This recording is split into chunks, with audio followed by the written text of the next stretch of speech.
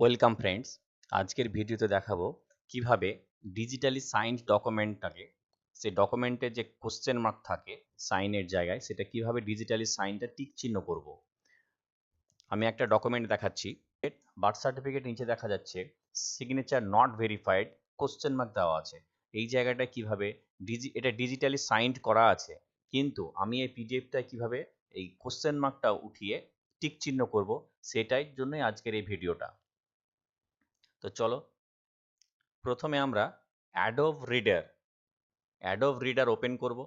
Adobe reader open করার পরে বাঁদিকের ফাইল অপশানে ক্লিক করে ওপেন করলাম।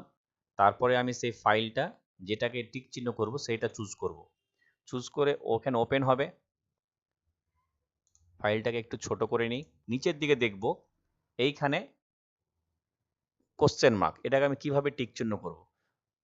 এটাকে এই লেখাটার উপরে রাইট ক্লিক করব, তারপরে ভ্যালিডেট সিগনেচার করার পরে সিগনেচার প্রপার্টিজ, তারপরে উপরের ডান দিকে দেখব শো সার্টিফিকেট, ক্লিক করলাম।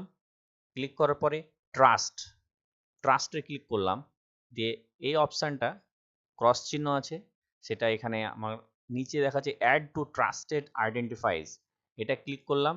তারপরে ওকে করলেই ভ্যালিডেট সিগনেচার দিয়ে ক্লোজ, এখানে আমার টিক চিহ্ন হয়ে গেল। তো এইভাবেই আমরা ডিজিটালি সাইন্ড ডকুমেন্টে কোশ্চেন মার্কটা তুলে দিয়ে টিক চিহ্ন করতে পারি। তো ধন্যবাদ, আজকে এই পর্যন্তই। পরবর্তী ভিডিও পেতে অবশ্যই লাইক, কমেন্ট অ্যান্ড সাবস্ক্রাইব করে দিও।